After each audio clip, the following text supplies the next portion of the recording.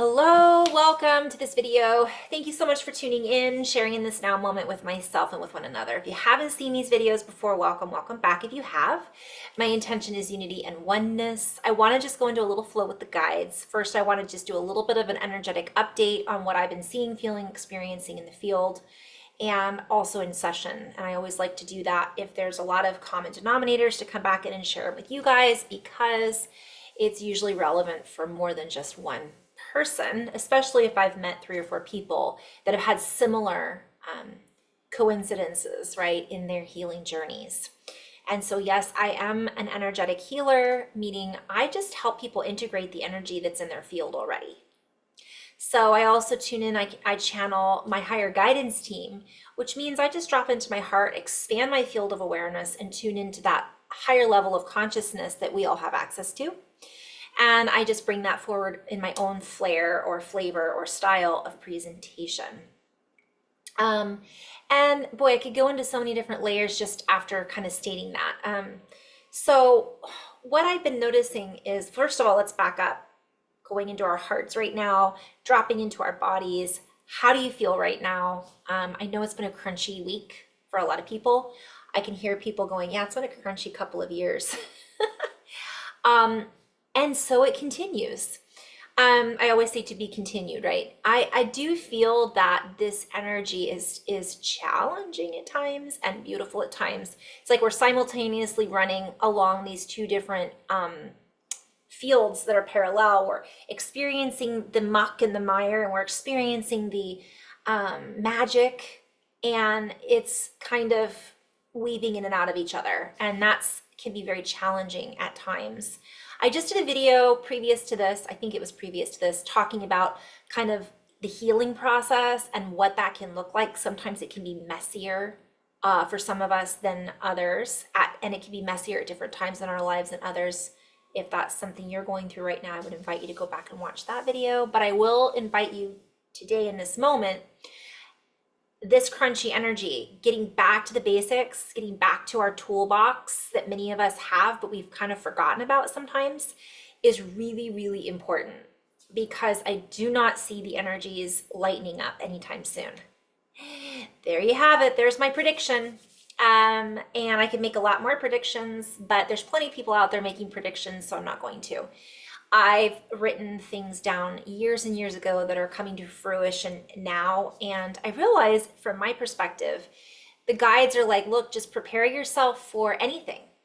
And if you prepare yourself for anything, you won't be pulled into this chaos necessarily. You'll just recognize that it's just part of the soup that we've all co-created, and we're in the process of adding some ingredients so that it can be more stable from one perspective. It doesn't feel that way right now though, and that's just, it is what it is.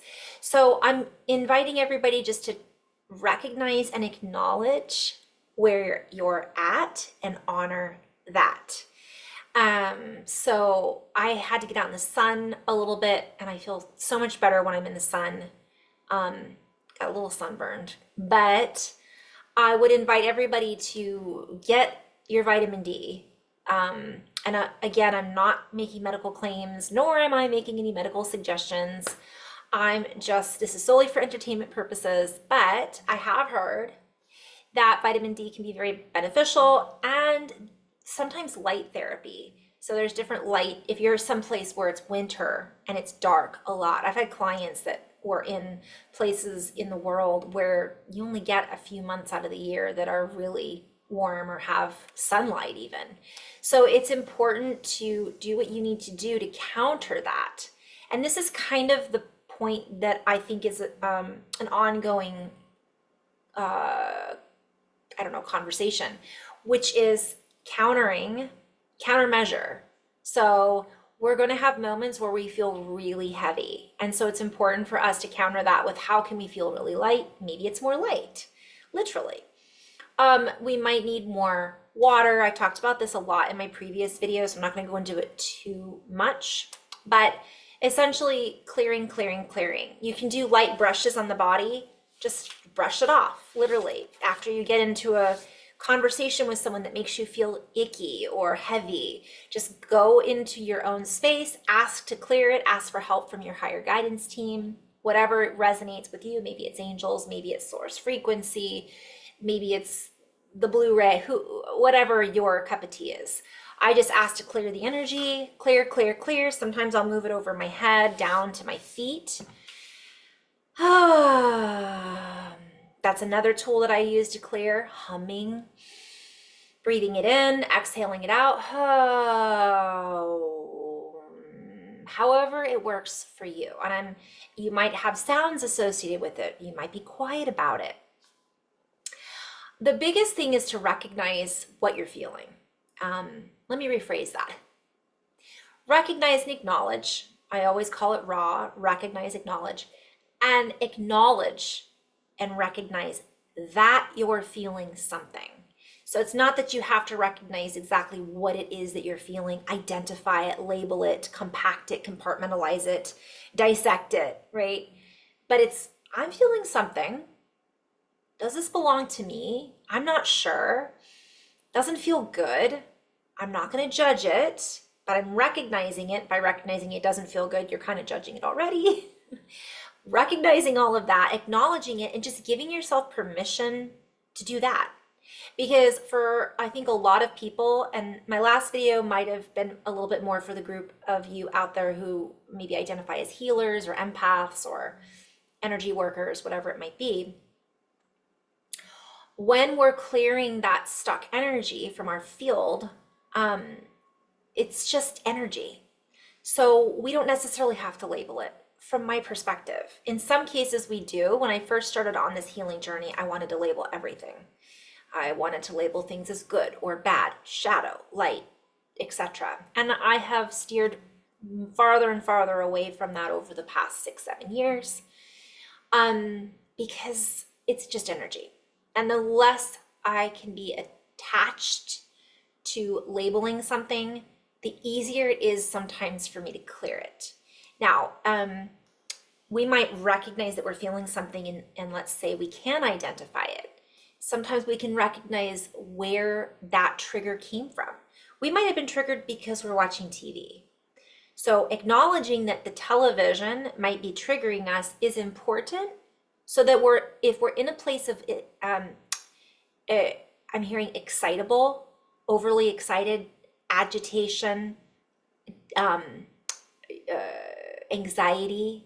If we're recognizing that and acknowledging that, but we're not really sure where it's coming from, we can at least take our power back and say, I'm not going to turn on the television today because it's going to take power away from me.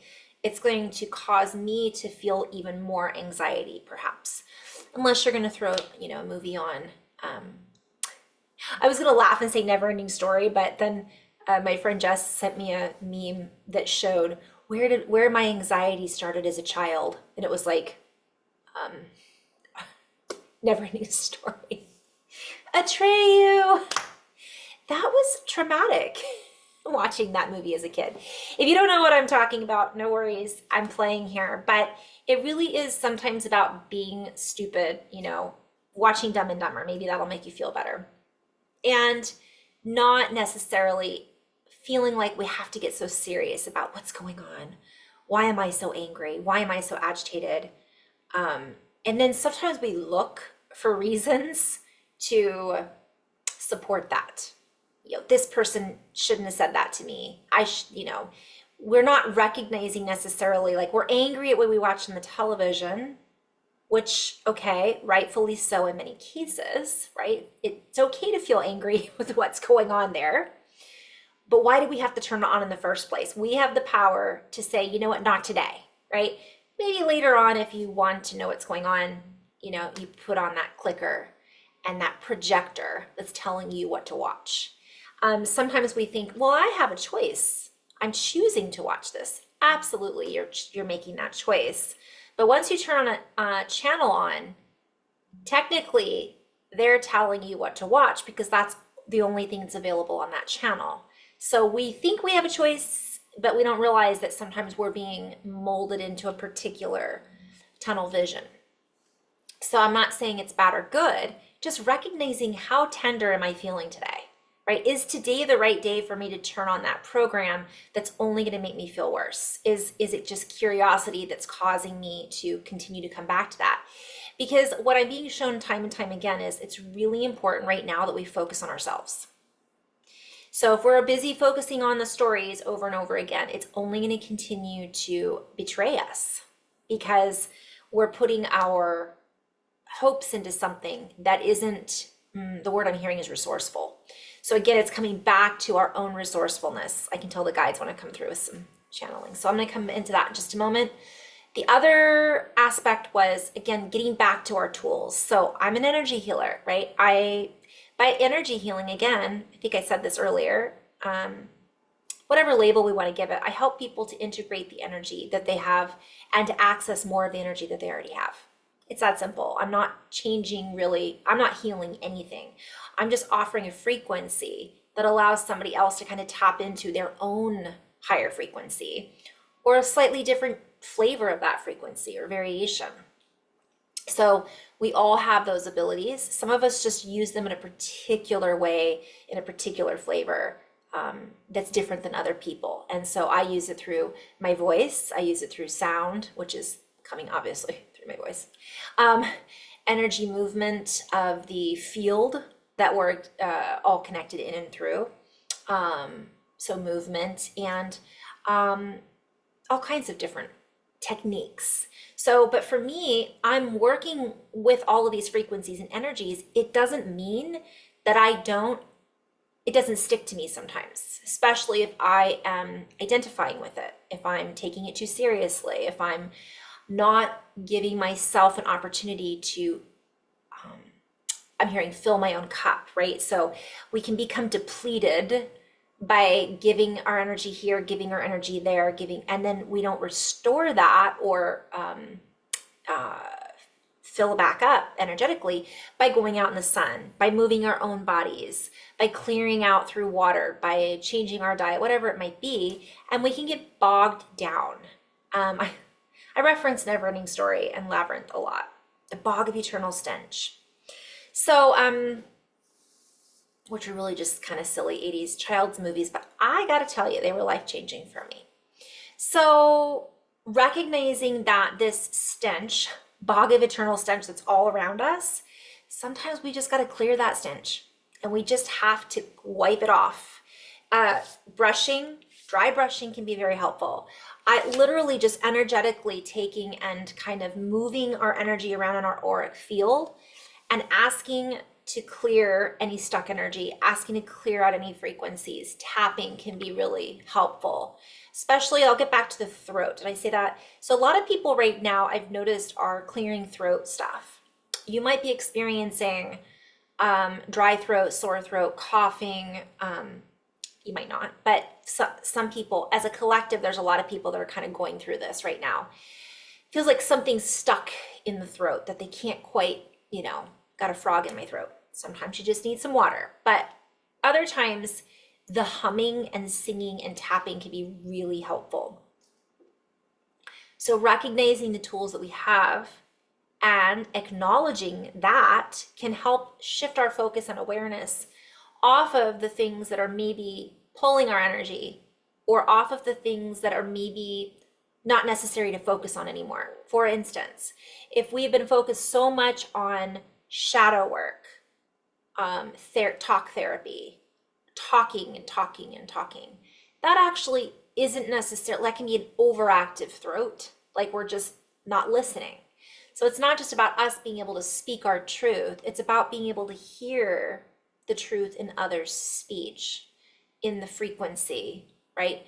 Reading between the lines. We're doing that through clear sight, sound, speech, all of that. So it isn't just one thing. It's an interactive exchange that the more balance we are in the process of, we are all in the process of creating more balance and harmony within our lives.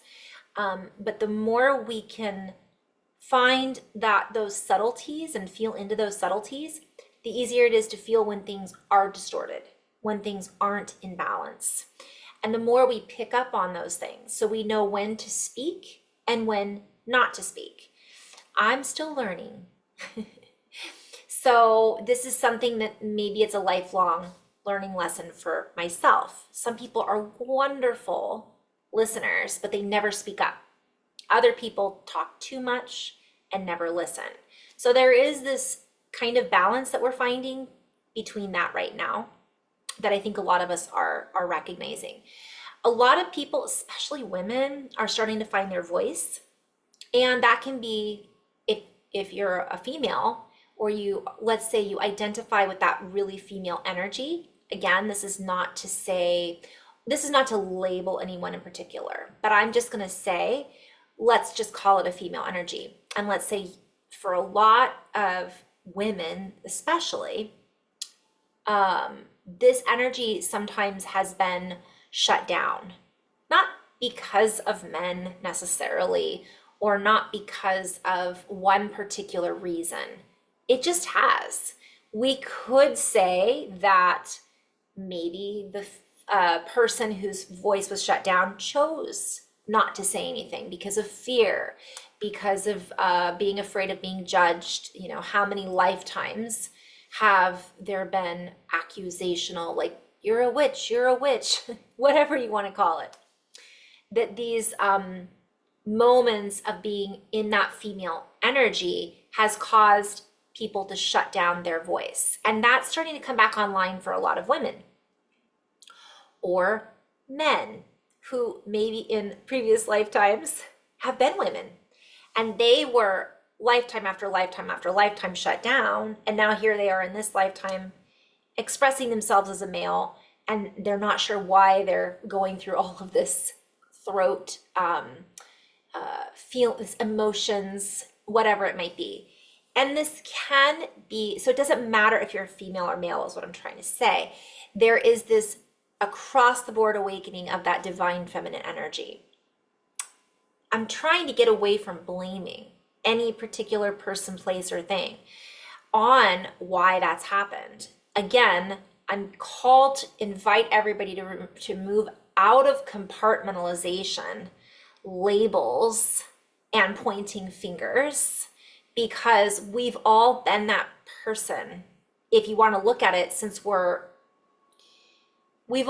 many of us, I won't say all of us, many of us have been the accusers. Many of us have been the bad guys. Many of us have done things over lifetimes, whether it's on Earth or in other galaxies, in other lifetimes, as infinite beings. Maybe we didn't always play nice. And so that is something I think important to recognize and acknowledge raw, because some of us are coming to terms with these versions of ourselves that weren't exactly the best versions of ourselves. And as we come to terms with that, that's a play on words, like a term means it's over, right? It's a time frame. We can also feel very emotional over this. We can have grief over this. We can feel really bad.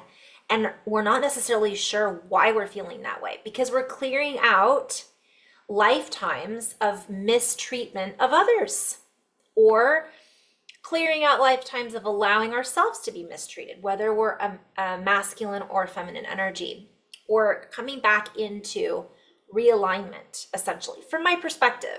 Okay, so that was a little long update. So recognizing that, and that's okay to feel whatever it is that you're feeling. Now, how we express those feelings is where maturity comes into play. How are we expressing those feelings? You've got a lot of people who are finding their voice. This is ongoing, and they're expressing from a field or frequency of blame, judgment, fear, whatever it might be. So part of this is about us recognizing that and acknowledging that in others, and asking ourselves, am I judging them for that? Am I becoming angry because of the way that they're behaving? And it's human nature to get angry sometimes over the immaturity that people are essentially embodying or choosing to project in bodies. And we are sometimes called to step up to the plate and say, okay, that's how they want to behave. Here's how I'm going to behave. Here's how I'm going to present myself. And so we're all going to have different opportunities to, yeah, choose how we show up in this body, essentially. Okay. I might just end on that note and do a video too, where I do a channeling with the guides. Sorry, I didn't mean to tease you on that and say at the beginning of the video, we're gonna channel with the guides. But my videos are always so long, I feel like sometimes at this point you might be snoring. Hopefully you're not. And welcome to the end of this video if you are still here. So I'm just going to invite you and remind you to get back into the body, get back into the breath, get back into the heart. It's all about heart coherence and finding that resonance in order to better handle some of the incoming energies. You know, earth changes, political, all of it. It's just a lot right now, personal. So doing whatever we need to do to kind of stay aligned with our trajectory of higher vibrations, frequency, love, light, all of that, while kind of trudging through the muck and the mire. Simultaneously, we can bring in that light so that we can see things for what they really are. Okay, in love and light, to be continued. Thank you for tuning in. Namaste. I hope someone found this helpful.